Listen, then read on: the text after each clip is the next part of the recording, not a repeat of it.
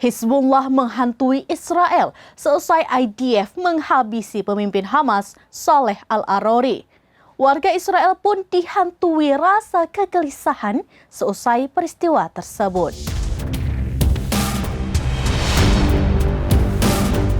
Hizbullah menghantui Israel seusai IDF menghabisi pemimpin Hamas, Saleh Al-Arori.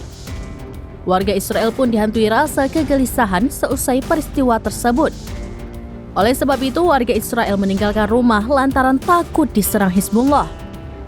Dikutip dari Al-Mayadin.net, warga Israel mengakui berada dalam kewaspadaan tinggi seusai peristiwa tersebut.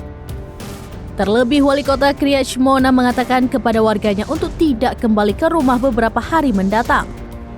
Adapun Kiryat Shmona merupakan kota yang berada di Israel Utara dan berada di dekat perbatasan.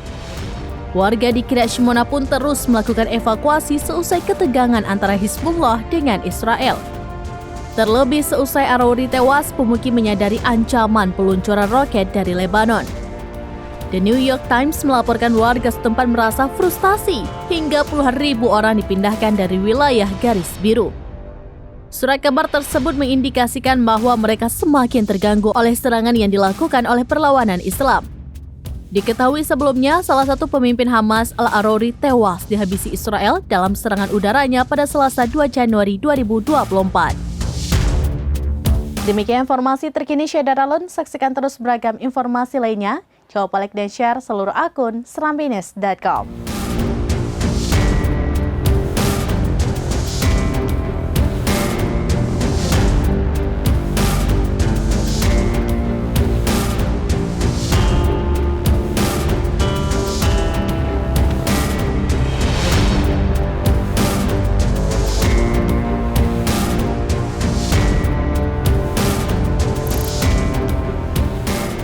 Download Tribun X sekarang, menghadirkan lokal menjadi Indonesia.